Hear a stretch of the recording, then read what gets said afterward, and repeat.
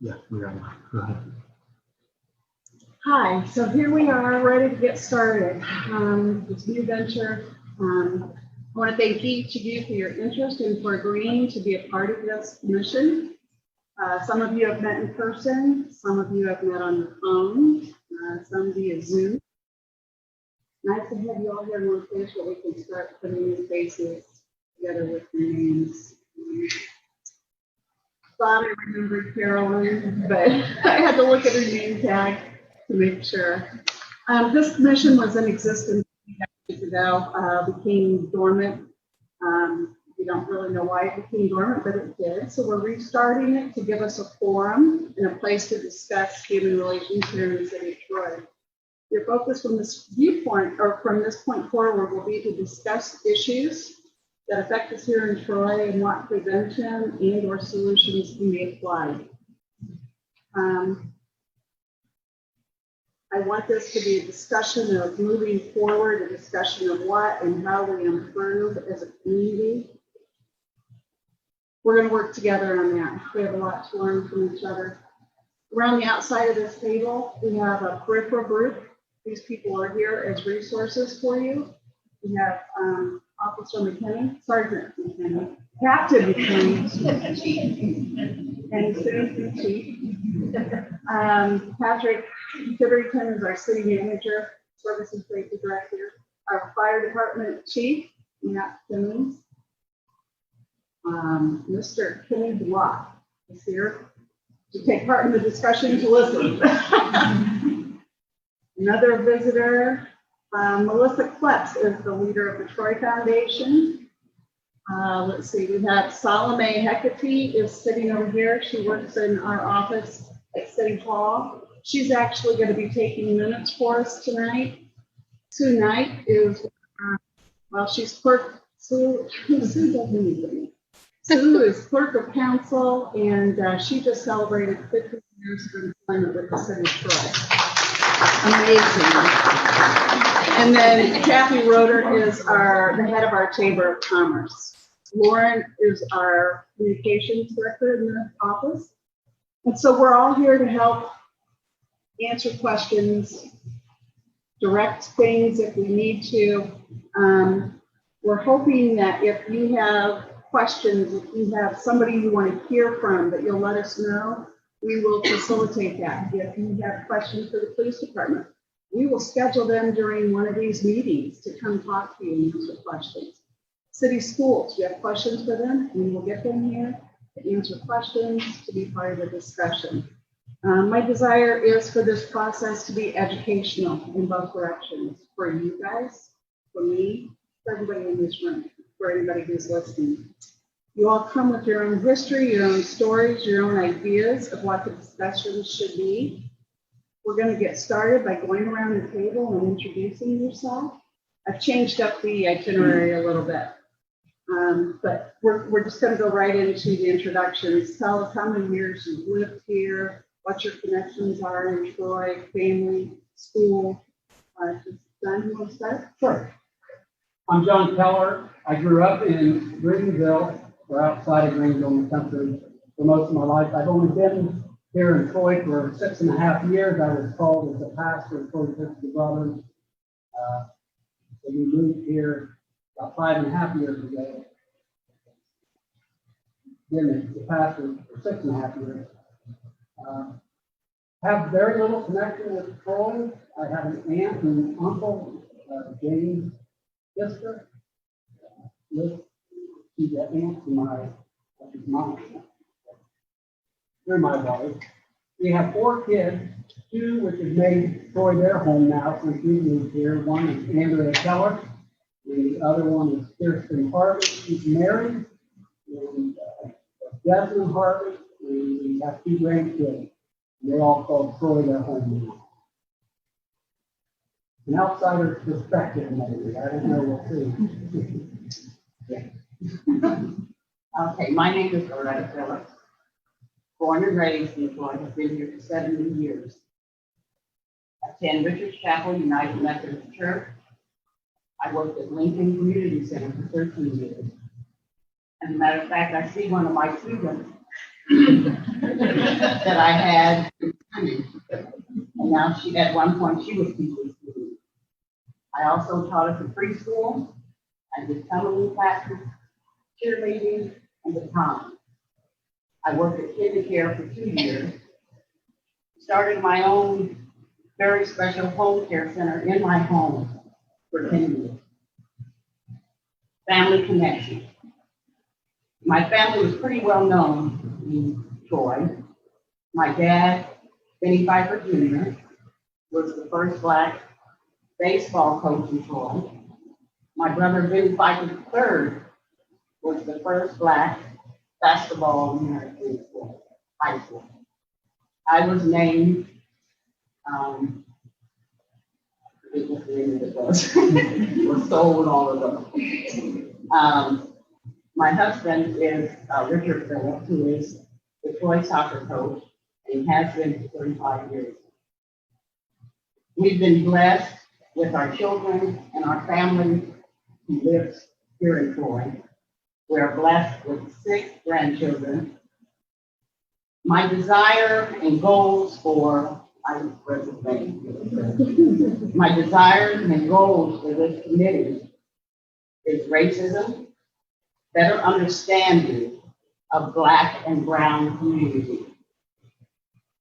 Outcome, listen. Just listen. And be the change. We need a change.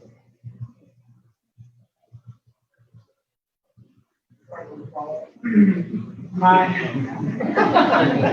Hi, I'm Kane Telfer. I've lived here for 23 years. Part of Troy, a scholarship recipient of the Troy Community Center, also the Troy PCBMs today. I've been a part of PCBMs today very little, and I've been part of the Lincoln Center, so it's really little as well, in karate classes. My family, my mother is Black, my father is white.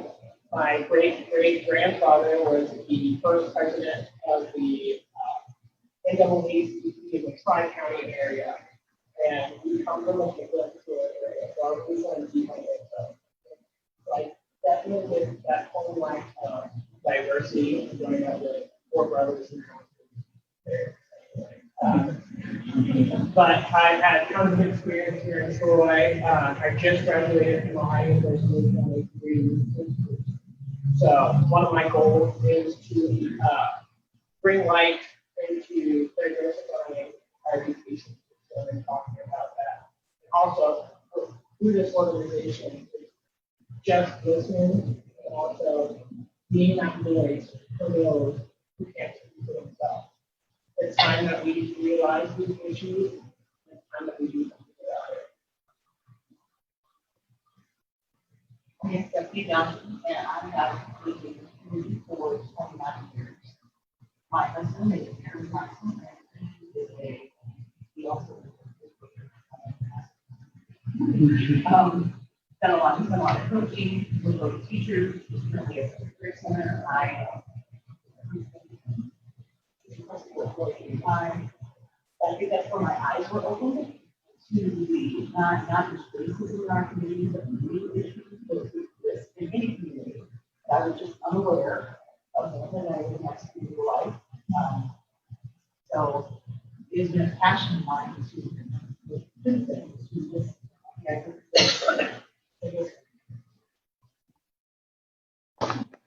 so I'm very, very eager to learn more. I've been reading this amount. There's a lot of information there. I like to think that there wasn't information. I was uninformed, but there is information, and I'm aware of it. And I'm eager to find out more about it. Want to be and make it more inclusive, welcoming, safe. I'm Ruth Ross. I was born in Casttown, so grew up predominantly in Chicago, California, in that great kid. And here, we're all close high school graduates. For leadership, youth foundation, education development for the no, I'm blessed every day to work with inmates much like myself. I was simply here about kids. And I worked really hard to create stability in myself. Blessed to do that. So again, biracial. My mother was Ojibwe, my father was Trojan. My aunt was named the Fobarts on the Hill, Haywood, and my grandmother was named the Fobarts that was now downtown. So my whole life, this has been a topic, and I see both sides. I watch people fly this way and fly that way, and I'm just really excited to present, advocate for, people that don't feel advocate, a bridge, trying to build, it's trying to be forward and move on, there's a change. That's what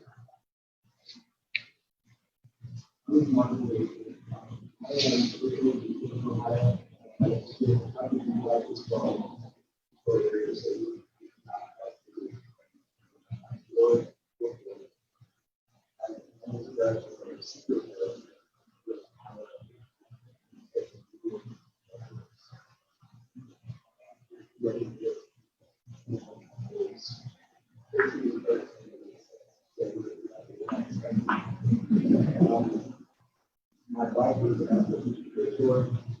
she's actually a Christian. She's a PhD, but she's a law. So I'm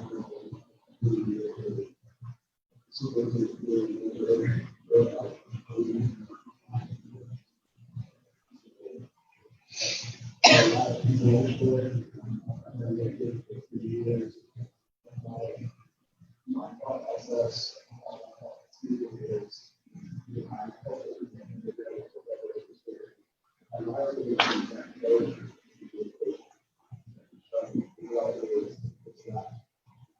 not only for us, but for the faith.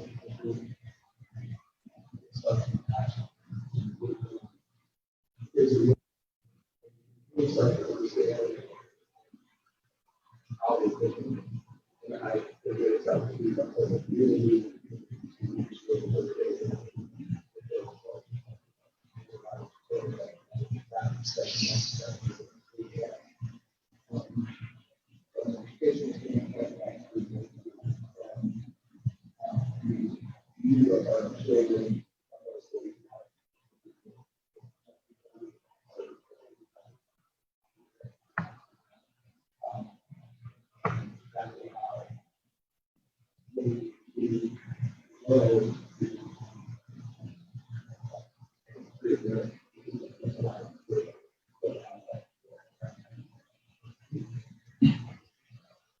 I'm Todd Siebert. I'm multi-generational Trojan.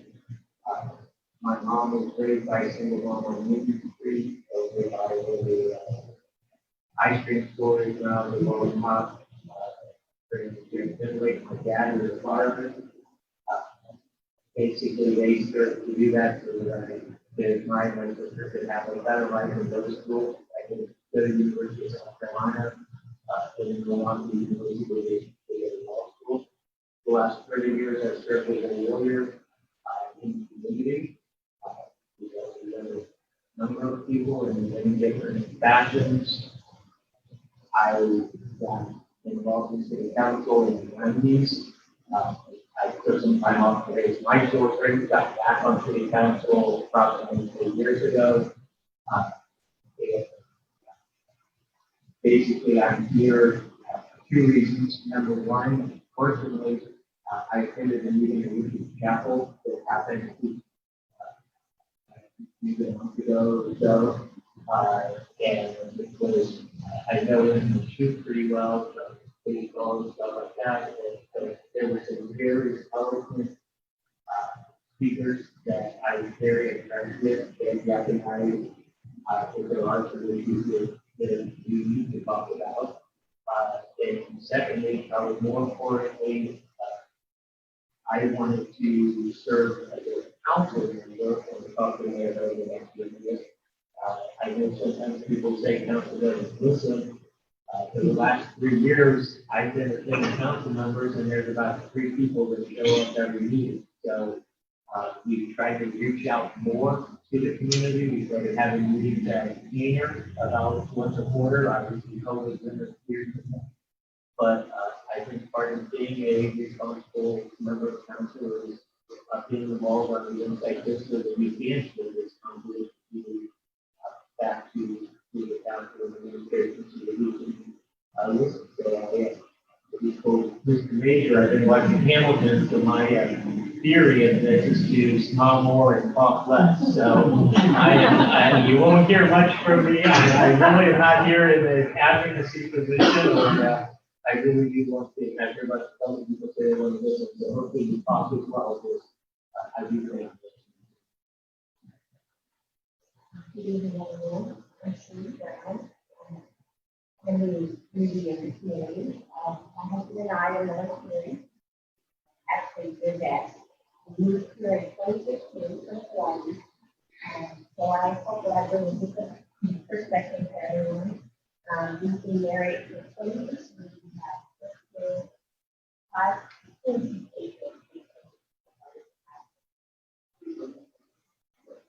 Anyway, they could be pregnant at the same time.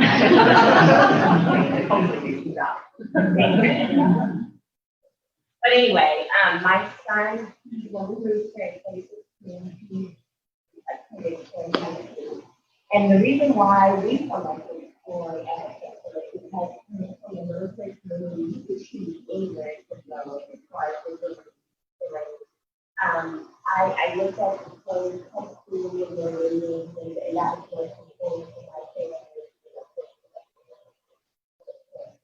But we landed in high school, and it was so the principal was so welcoming. He allowed us to come in to do like a shadowing day for that year and that stuff. So I did really good to graduate in 27 and do a 10 times university right now as a mechanical engineer. So anyway, I am a full-time employee at Wright County Air Force Base.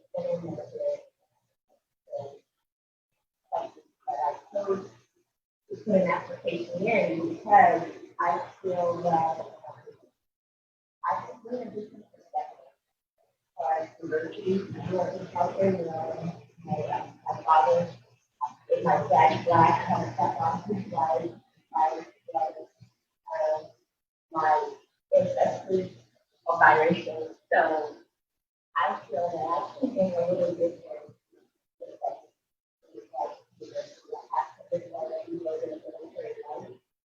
And I believe we actually people love looking at how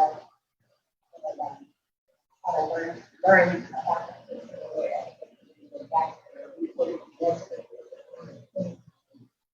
regardless of what you'll find that at the basic detail. So anyway, that's my skill.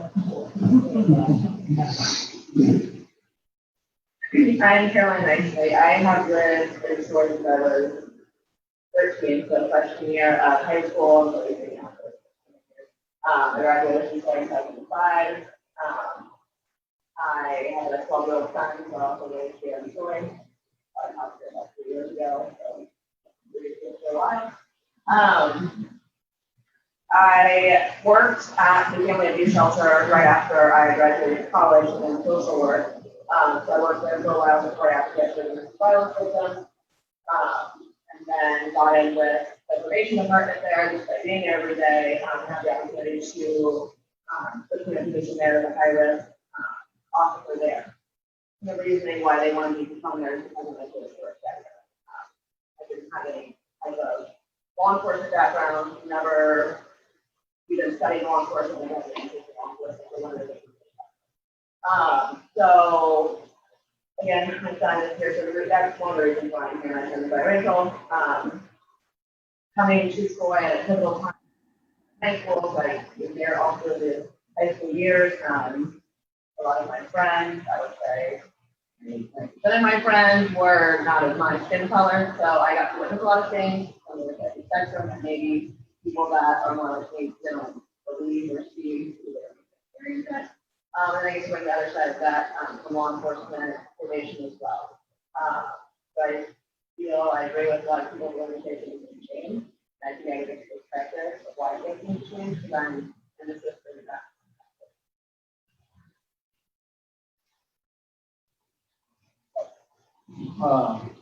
My name is Jordan Mackey. I've lived in Florida my whole entire life. I'm a citizen by heart. Graduated in the way. That's the story. The fact.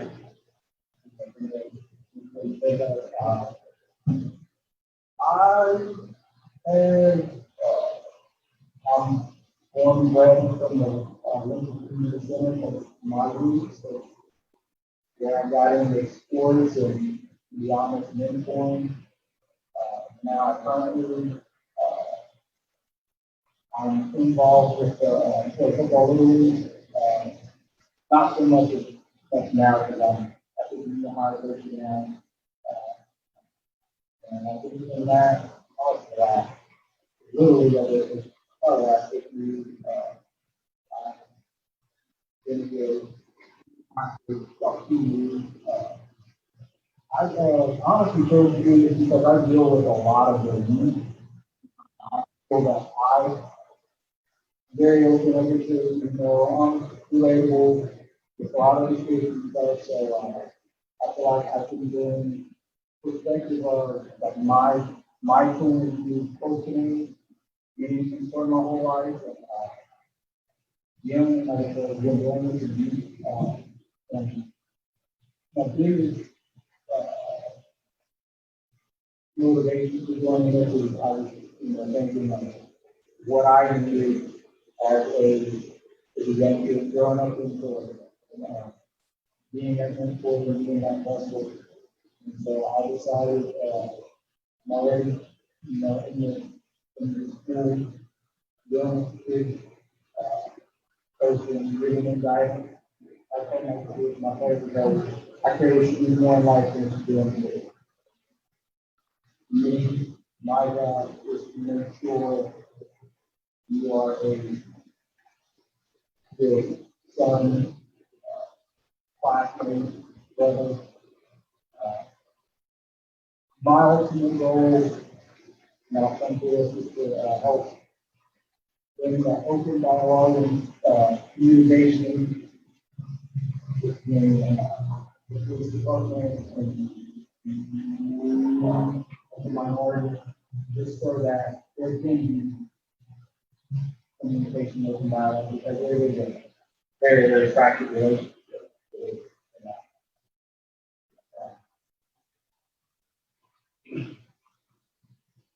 My name is Trey Hudson. Most of you may know me, most of you don't. I went to Florida, graduated in 2015, fourth year. I lived in Florida my whole entire life, and I've experienced a lot of growing up, just by going to school, just by going to the sports team, going to the park, whatever. And I'm not gonna lie, it hurts. It's sometimes with your friend's parents, and it's for instance, my freshman year in high school, it was homecoming, and one of my friends, she didn't have a date, so I was like, I wasn't even gonna go, and I'm like, all right, I'll go with you, I'll go. I said, I'll go. I wasn't planning on it. So we're planning on the colors one where we have that all set out, whatever, And then 2 days before it happens, she texted me like, I'm not allowed to go with you. I'm like, well, why not? I thought we were friends, we went to ministry together, high together, what's the problem? You find another day, that's stupid, tell me. And she's like, my parents said I can't go with you. My first thought was that's weird, but maybe they don't know me, that's why they don't want to do it or something like that, but it's really because it's part of my experience. And I realized that at a young age, it's like, why do you have to look at me just because it's different because I'm black? I have a whole white side of family that it might not look like it because I'm so dark, but I have a whole white side of family, so I see both sides of it. And they understand, and I just wish one day people could be around my white side of family to show you how what really love is like from a white person, from growing up during the racial, all that. So it's like, that really hurt me, and it hurts me, it's still going on today. My family, they grew up here in Austin, they graduated through Twitter also. And like Gordon, like Hank, or LCC affiliated, you know, born and raised there, played sports there, and Carter, you all know who that is. And my desired goals and outcomes of this is for everyone to educate one another, to listen to each other, and to communicate and have that understanding with each other that we all are the same. Just because our color is different doesn't make us different.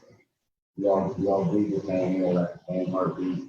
So, you know, and another goal of mine is to make sure the youth does grow up here without any comments, without any differences in the schools and the regional minority people in the schools and in law enforcement. So I just hope that we can all just come together as one to start the change and lead the change. That's all I got to say. My name is David Fong. I'm a Troy High School graduate. 4 of my siblings were Troy High School graduates, 2 of whom played soccer for Coach Phillips many years ago. My father is Chinese. His father, my grandfather, came to this country when he was a teenager, not knowing a word of English, but he made a life for himself and his 9 children, which he raised in the back of the restaurant that he owned. My mother is white, Polish actually. She taught at St. Patrick Elementary School until she was 78 years old. We were actually, to the best of my knowledge, I've lived in Troy, except for the first few months of my life, for the past 46 years. My parents moved here, and I believe, when I understand, when they moved here, we were the first Asian family to live in Troy. And I know this because growing up, my mom always said, if you ever get in trouble, don't try to blame it on anybody else because there's no other Asian kids in Troy to blame it on. So they're going to know. So we're going to know it's you. So don't bother. Don't even bother. I worked at the Troy Daily News for 22 years. For the past year, that was the only job I had until the past year when I became director of communications for the Troy City Schools. As someone who has worked in the communications field for my entire adult life and half my entire life, my goal as part of this group is to improve communication. It's not just enough to listen to people. We have to hear people. We have to understand people. We have to empathize with people. And we have to want to make a change for those people and for these people. So, and I don't think we're going to be able to do that until we break down the barriers of communication and are able to not just listen to one another, but to hear one another and to understand one another. And only when we do that will we be able to have any sort of effective change. Great group of people. I'm excited to hear the discussions and see how this moves forward. Thank you, everybody, very much. I'm going to turn this over to Patrick right now to kind of go over some of the Ohio Revised Code that kind of dictates how this meeting is run. Some of the things, so A, B, and C under number 1, and then under number 3, some of the decision points that we need to do. Excuse me. Some people have texted me. They said they're having trouble hearing. So if everyone might want to speak up. I know I'm the loudmouth in the group probably. And you're right by it's probably easy to hear me, but everyone else might want to be aware of that. Soft-spoken. This is our mic. We may have to figure out going forward a different mic. Or put me more toward the back and the quieter people. But so yes, if everyone could speak up, apparently people watching online are having difficulty And hearing going us. forward, we'll work on that. Let's see. Let's try to be out of here by 5 weeks. So I'll give you 45 minutes to do I that. don't, you don't want to give me 45 minutes. Okay, so I get the riveting stuff here. Notice at the last minute, the mayor kind of switched things up. Gave me the good stuff. Just some preliminary stuff that we need to make sure everybody understands. This is a group that was set up 50, 60, 70 years ago. We didn't really do the research, but we know that it goes back that far. That was put into our city code. So the reason I say that is it's a legitimate council-passed law that we have in Florida. Now, what does that mean for us? That means that there are people on Zoom, and I believe there are some people in the audience that are general public that are interested to be here. They're allowed to be here because this is a public meeting. What's important and what we tell council all the time is that anytime more than a majority or more talk outside of the public meeting, they're not allowed to talk city business. They're not allowed to make decisions. They really should just stay away from it. Now, we can be a little looser here. We're going to run into people, hopefully, outside of of these meetings, and you're going to have ideas. There's nothing wrong with that.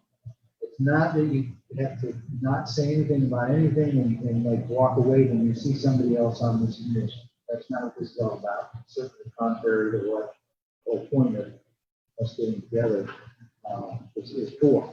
But there are public meeting laws, they call them the sunshine laws, that we included a couple pages in your packet.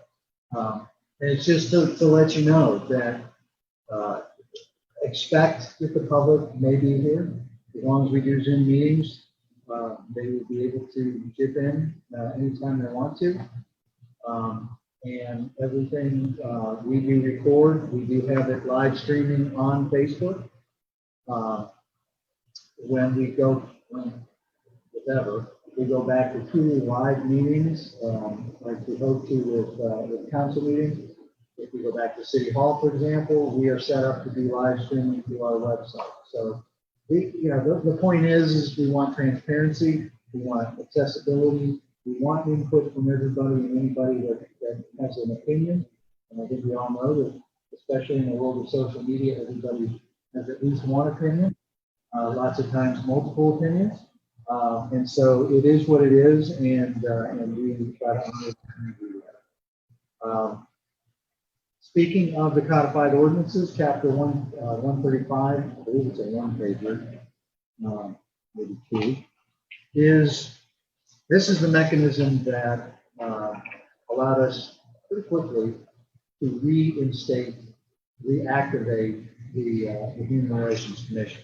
And so it just talks about what it's defined as, talks a little bit about the terms and the fact that they're 3-year terms. Some of you were designated 1-year terms, some were 2-year terms, and some were 3-year terms. That is not a ranking. That is not a priority order. That is because when we reset anything, we don't want everybody's terms up all at the same time. And so this allows us to stagger. So the 1-year terms, the mayor is going to turn to you in 1 year or 9 months from now and say, would you like to continue? And then it'll become another 3-year term that you'll be staggered.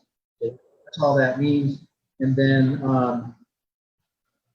the important one here is in point 03. Unfortunately, there is no compensation. I don't know that we disclosed that when we talked to you, but we're disclosing it now. And seriously, the duties were set out a long time ago in point 05. And so ask you to take a look at those because they're pretty comprehensive. And it's really up to this board as to which one of those duties you want to prioritize over the other ones. We already had that exercise talking about why you're here, and so that might align with duty A versus duty B, and that's okay. We hope this is going to be an ongoing dialogue, ongoing meeting, and so the priorities could change over time. The duties and what the commission wants to accomplish may change over that. Okay, any questions about, again, the ribbon? So this is the organizational meeting. The first meeting, so there are some administrative things that need to be accomplished right up front to allow this to be a productive, ongoing commission. And one of those, so in Roman numeral 3, you see we need to talk about some operating guidelines, officers, and then some things like when do you want to meet, how often do you want to meet, where do you want to meet, and then we keep going on. So took the liberty, and it should also have been in your packet, taking a set of operating guidelines from another committee that the one that was established 3-4 years ago now, maybe even 5, ATP. Yeah. So we have a supposedly a monthly. Sorry, I didn't mean to put you on the Which spot. meeting? Yeah, we did meet on Monday. It's called Activate Troy Partnership, and it has really nothing to do with this group other than it is a standing committee that we have, and it's one that we created that involves not just the city, but pretty much all of our private, nonprofit community groups, so that we have our own set of objectives, which is basically to further primarily the riverfront downtown area with initiatives, projects, programs, that kind of thing. And so the point there is that I stole the operating guidelines from it as a draft, and I have it in red, it says draft, so you may not like any of this language, which is perfectly fine. But just to give you some idea of what kind of a typical structure is for a commission and how it might operate. I know it's probably a lot to digest, and not having that background, maybe you just read it and didn't know what we were reading. So it's not like we have to confirm anything today. But if there are any thoughts on what you like and what you don't like about this, if you have any questions about anything that's in here, really what it's trying to do is put down in writing a set of bylaws for the group to operate under, to some kind of structure that you would follow without getting into too much detail and while allowing a lot of flexibility, because there may be one meeting where you want to do something entirely different. There's nothing wrong with that, and you should have flexibility to do that. But one of the first things that, whether you operate under a set of guidelines or not, is you really ought to have some leadership, somebody to run the meeting. And it should not be the mayor, me, or anybody on the outside of this. It should be one of you 12, actually 3 of you 12, which are three officers that you typically have. One is the chairperson, the vice chairperson in the event that the chairperson can't be here, and then a secretary. And before everybody shies away from the secretary position, that does not necessarily mean, unless you really like to take minutes, that you are the one that gets to transcribe everything that's said. First of all, we will have these live streamed or recorded one way or the other, so we'll have a record. And second of all, Salome, she is on our staff. She's our management analyst on staff, and she will be able to take the minutes if you prefer. So she can be the unofficial recording secretary, and she doesn't care about having a title because she doesn't get any more pay either. She's also from. I was going to call that out, but she's from Georgia, the East Georgia, not the South Georgia. So she's very impressive. If you get a chance to talk to her on the side, she speaks Georgian, Russian, English better than most people in City Hall, and even a little German. So, and I barely speak English, but everybody else does. If I get through 1, she gets through 3.5 for me. So, do we have any interest in running the meetings. Okay, but you're gonna have to talk up. Just say it right here. All right. You want to be chair? How's the group feel?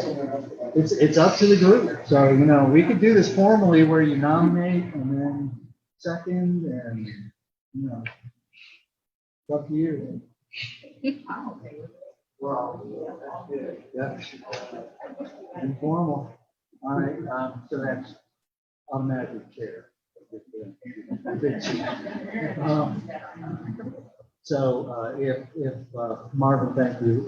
If Marvin cannot be here, does anybody want to be the vice chair? Most of the time, the vice chair gets to be like the vice president, where they don't really have to do anything unless the president's not here. Trey wants to do it? Yeah, all right. Okay. You don't need one call, so you don't have a set of guidelines. You have to dictate that. So, okay. How about a secretary?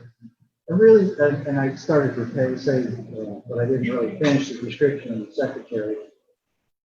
With Salome working in our office, you know, it's not just going to be Salome. If Salome can't be here, Sue and I will be here. Warren will be here. Robin will be here. So one way or the other, we can handle the administrative duty. We are here to, you know, to just help facilitate, find the resources, be the resources, and ask some questions of the group. We hope it's a two-way dialogue. Your secretary, but not who the work with the secretary? What we'd like the secretary. All in question, all in favor. I don't pull that. Flavor fire. I thought you were going to listen to that talk. Sonia, the only thing, what I was saying about the secretary is that if there's liaison work, you know, setting the agenda, really would be the three of you, and then just if we need to communicate back and forth, you know, we might not be able to do Marvin or Trey, and, you know, so you'd have that role, but you wouldn't have to do that. If you don't want to. I would like to see other people emerge.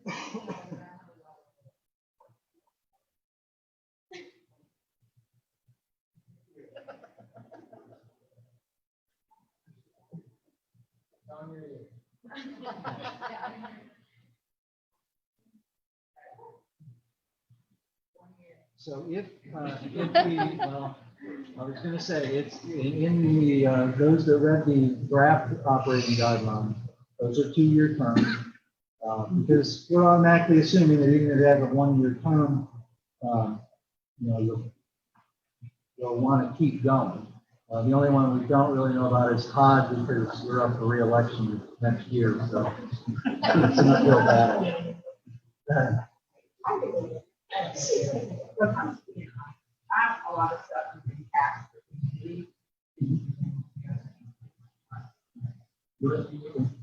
Sheree, do it? Right? It's good to have more voices to the table. Kind of what I'm doing. And, you know, one of the things, if you like these operating guidelines or the roots of them anyway, you'll see in Article 4, no officer holds the same position for 2 consecutive years. That guarantees that there's, you know, new blood in there, that there's changes. But we didn't want to go with, somebody had asked, why didn't we just do 1 year? And really, once you start in a position, 1 year just goes by pretty quickly.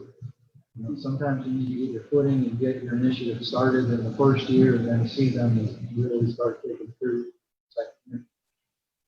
Very good.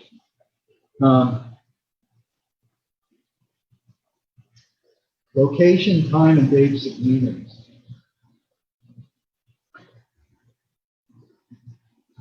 You know what? I'm gonna back up. Marvin, you're the chair. I don't know why I'm doing this. I'm just gonna ask you before we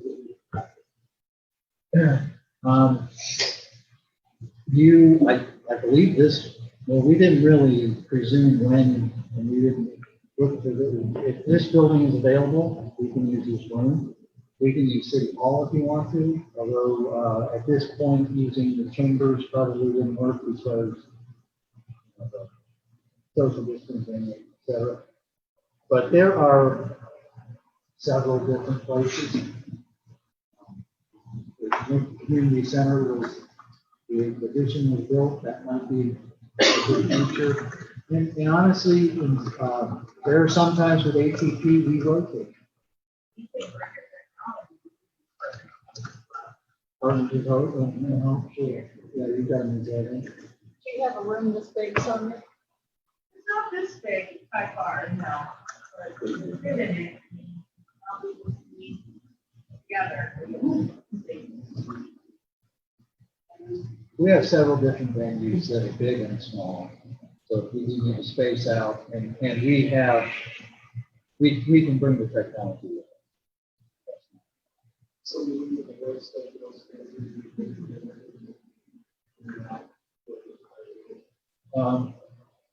We can do that.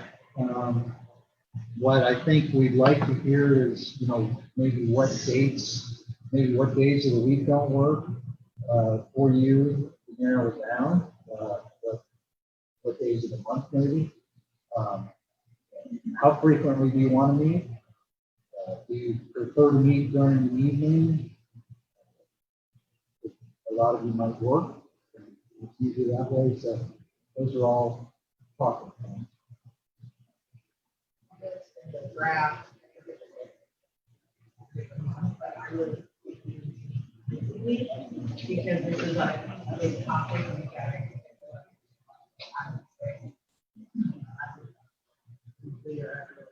For sure.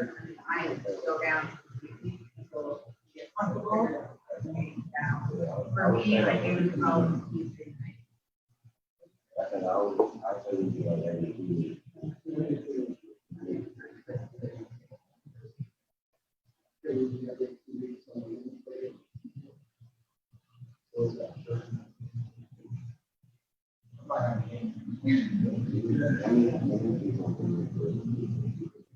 Yeah.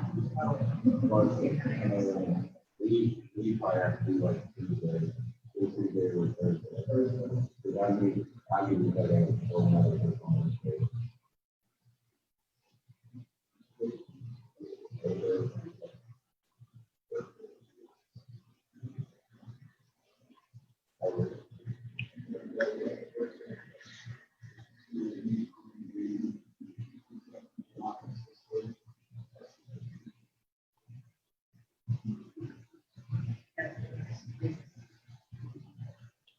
Maybe not next week, but at least soon.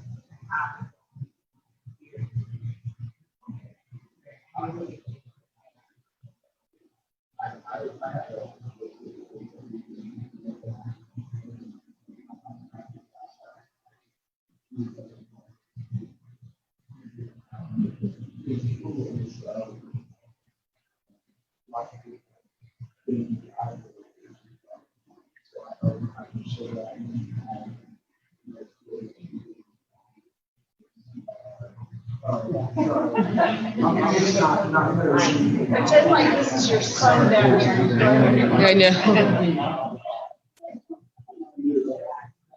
He's talking about the list that we have that is official. I was like, I got a list, so I'm sure we all have. So,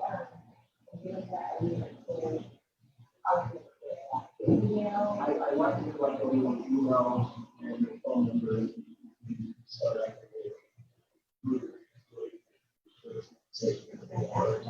We have the list of emails, we can get that to you, we'll give that to all of you. Can I also suggest maybe, at least for the next couple of months, just planning on meeting here until we decide, so that we're not scrambling in the next few days to try and find place, just commit to this for a while.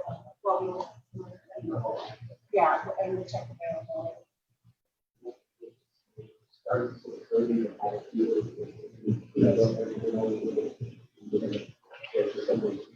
50.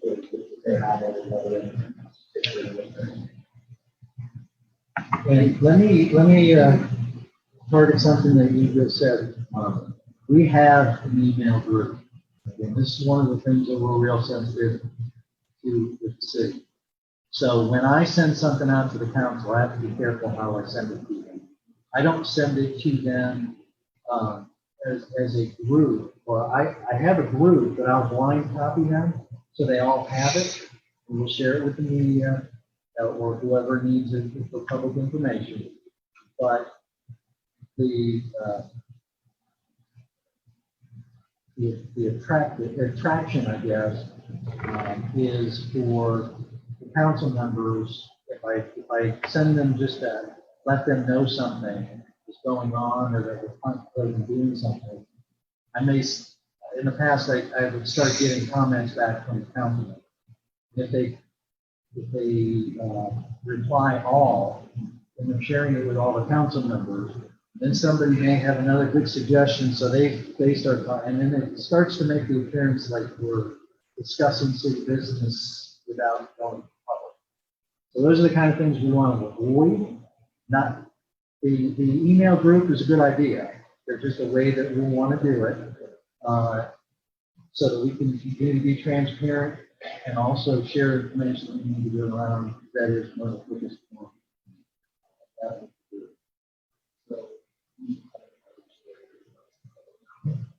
It's a public document, and if somebody asks for it, then they can have it with a couple of exceptions.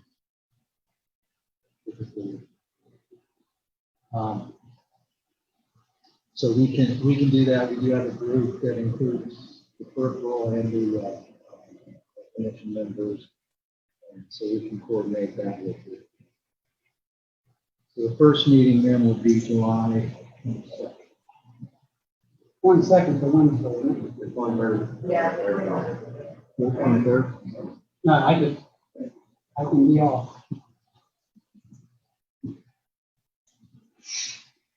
And Marvin, I would have a conflict with, and it won't happen for a while, but on the second Thursday night of the month, I have set meetings on the second Thursday night of the month. They're back to back, 6 to 7 and 7 to 8. We don't assume that everybody's going to make it every meeting. well, we can say every other Thursday, but what we run into 4 times a year, because we have council meetings on first and third Mondays. 4 times a year, we have 5 Mondays in a month. So you could say instead of every other Thursday, just make it the first and third Thursdays. Sometimes Yeah. four Thursday night. And then you get that 5th Thursday off.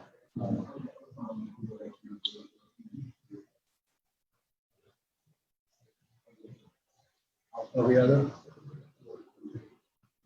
And the suggested time is 6:30.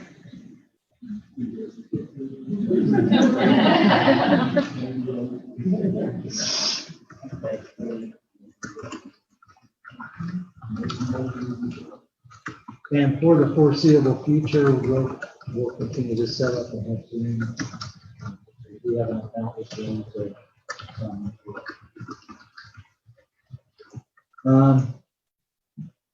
What else do we have on here? We talked about the officers, the location, etc.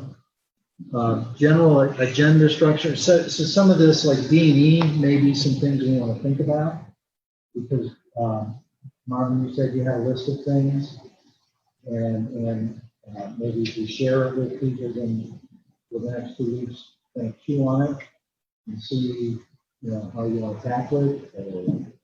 Are you looking for priority listing? I just like to figure this out, and then you can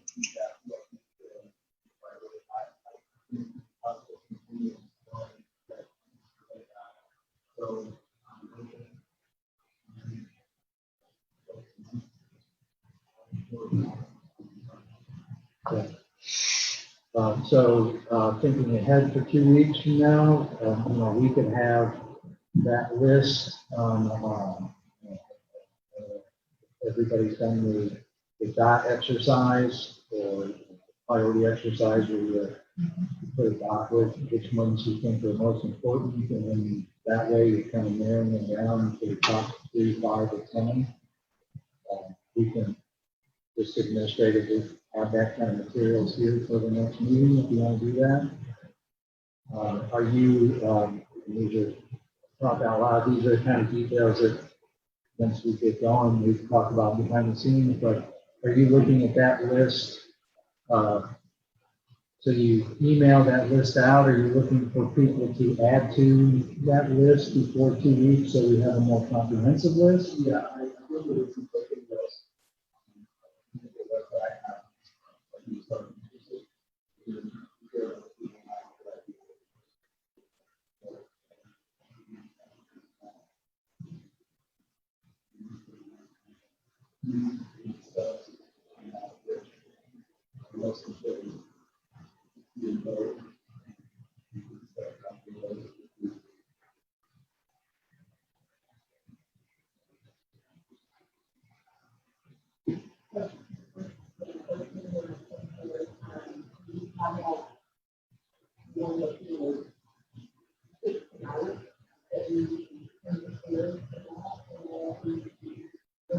Yeah, I do request it.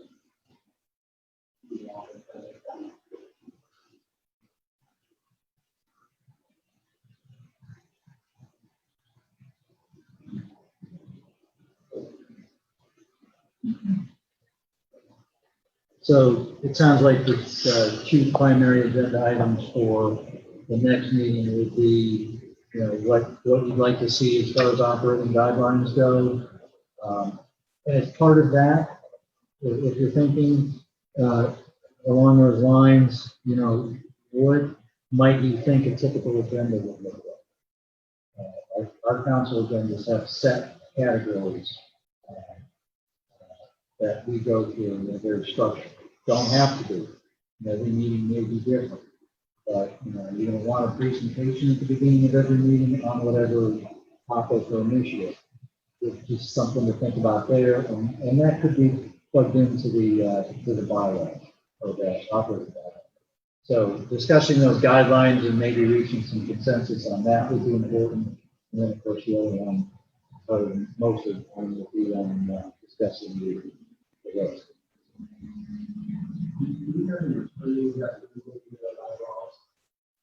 We have had an attorney that has looked at these bylaws, and then if any changes, anything you want to put in, you for that.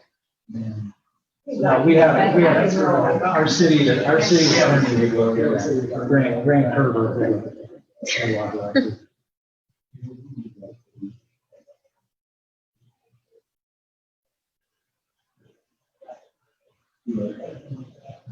Why? I mean, we'd be learning about it, but if you really read those topics, it's really, like, it's both very, very easy.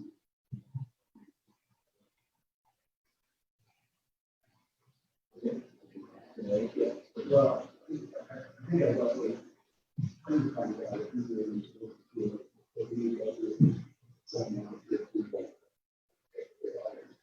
If it does, it's pretty smooth and quick process. And I know I'm obsessing about money and compensation, but he gets paid the same no matter what, so.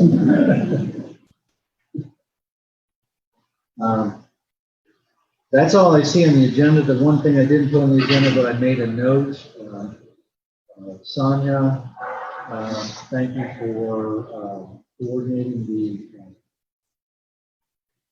tactical communications. Did you want to talk a little bit about that? Because this whole group has been invited. Or should be invited if they haven't been already? Yeah, I'm not sure. actually, for Kimber, the Human Relations Commission, the social department and the city, office of education, training for tactical communication. Is, with Dr. Aubrey, looking at social economic class. Bailey has read it, got the thumbs up, he's very excited that we're giving this, that really will quickly, Wednesday, Tuesday, sorry, 8:30 a.m. to 2:30.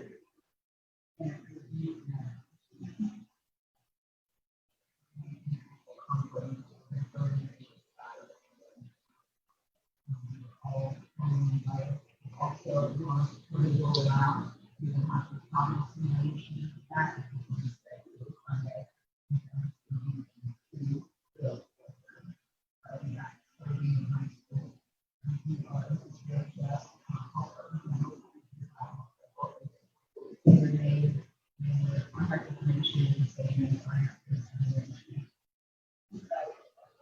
Yeah. So when I was a child, I did.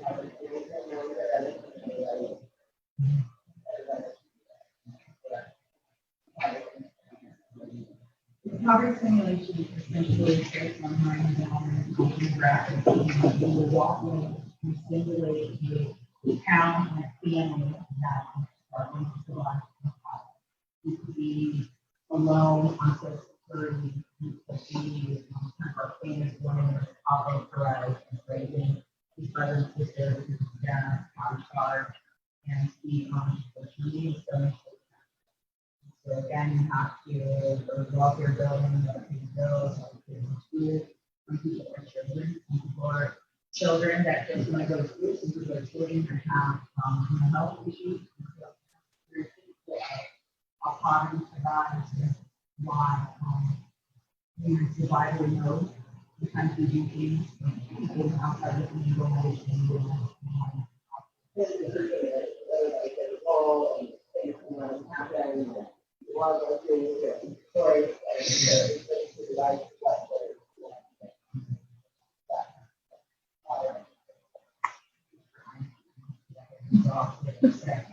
Like, why do I feel so good?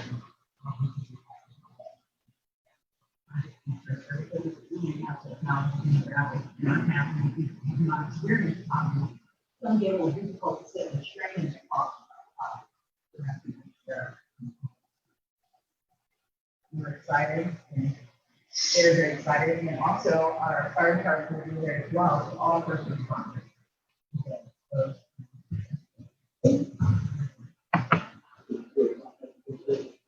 So, That would be it. Sorry, if you have little of Kentucky, you want Can't hear. to. so I was just gonna repeat.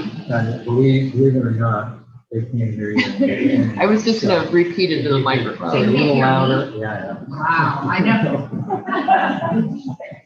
Sorry, repeat how much? Just the times and dates would be great. The poverty simulation is July 26th. That's going to be at Troy Junior High School, 2 p.m. to 5 p.m. And our tactical communication training is going to be held 28, and that is 8:30 a.m. to 3:30 p.m. If you are interested in that, please call Partners Corp as soon as possible to 448-330 simulation and anybody that's listening. I do want to thank Partners in Hope and the Choice Foundation for funding the Central Communication, which will bring in somebody from the outside. Exactly. The program will cover, will hide. Sundays, we do it every day. And obviously, that is training, is in the funding too. There's a lot of training, lists of tactical communication and the workshop.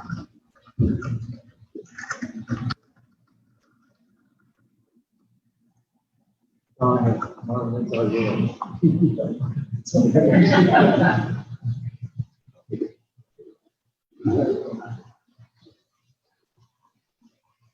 You got it.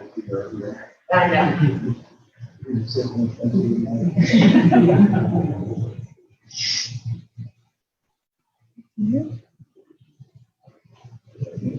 Yeah.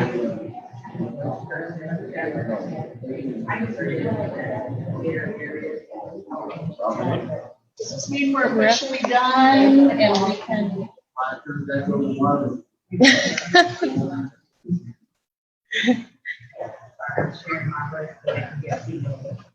Are we done with the public portion of the meeting and you all can exchange emails or whatever we're going to do?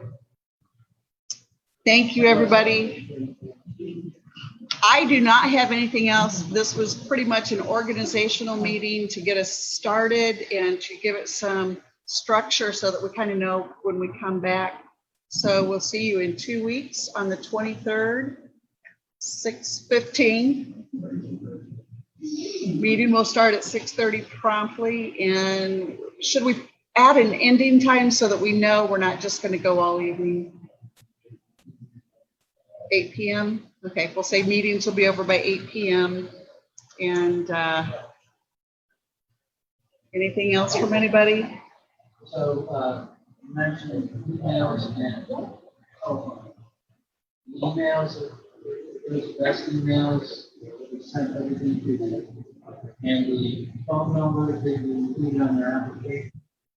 Are going to be open file and update our list to include those phone numbers. And, we'll do that, and then